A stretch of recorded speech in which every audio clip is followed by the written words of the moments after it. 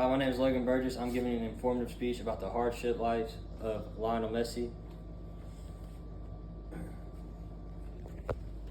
I'm Emily Clark and I'm 18.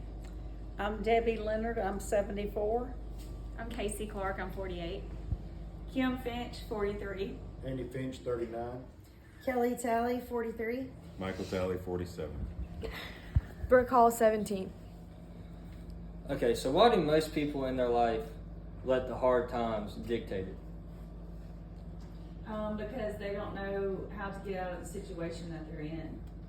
I think it's because it's easy to dwell on the hard times and not think about the good things and the good times in your life. Yes, both very good answers, both correct in a way. So, Lionel Messi, who is a professional soccer player, has overcome a lot of obstacles in his life as well. He started out in a very poor, lower working class family where he began to play the game of soccer at a very young age. When he got asked, he was noticed by his family at first. They noticed that his size growing up was not very, he was behind his age where he should be. So they ended up taking him to the doctor, and they found out that he has a growth hormone deficiency. So the doctor recommends giving him hormone injections every night, so a shot basically. And doing that is very expensive. The dad's the only one that's working. He doesn't have a very great job, so they end up not being able to afford it. So he just goes on with his life.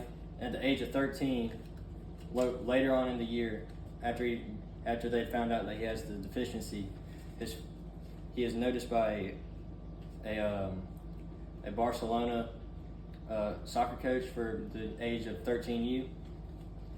They noticed his potential. The coach becomes a fan of him, wants him to play for them. The family tells him we can't afford it.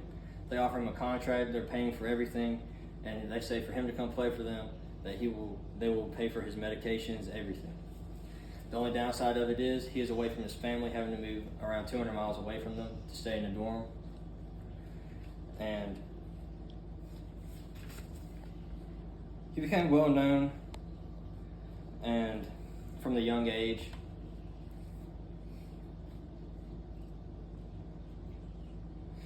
So once he got there and started playing for him, the teammates, the bullying became a very, very big deal. He was bullied by all his teammates for his size. And it kind of stressed him out, made him feel alone, being 200 miles away from his family.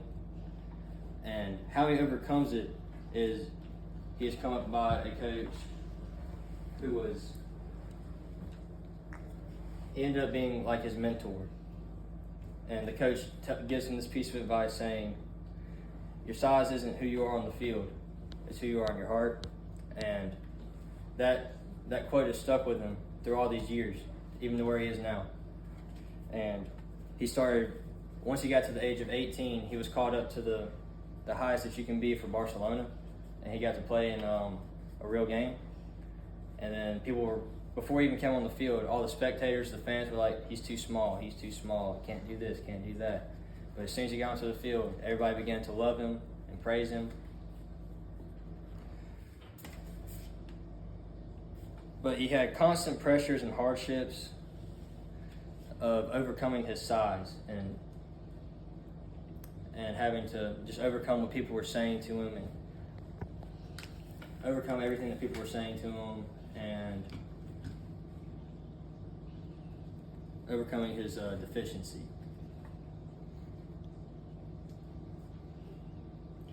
But as you can tell, he worked hard to become the amazing person that he is today. He has now scored in his career, he has scored over 835 goals. That's in his little, not minor league, but the professional league and the World Cup league. He is one of the only people to score that many goals and win a World Cup. And he has over 6 European Gold Shield Awards, which means that he has scored the most goals in the league for that year. and he didn't reach these goals with ease. His hard work, determination, and proof that your situation doesn't have to dictate your future. So it brings me back to our question of why do people let hard times dictate their life? If anybody has a different answer. Because they're not willing to work hard enough to overcome their deficiencies. Like he did. Right? Right. After listening to the story, rethinking, I think that we have to, there are times we have to let the hard times dictate our life, because it makes who we are, and then we learn from those times to be the person that we become. Right. So the answer that I've had for this question is, what I found for this case would be that if you don't let hard times teach you at least a lesson, and you learn from it, and let it make you a better person, and let it make you and let the hard times like help build you up and everything, then that's all I have for you.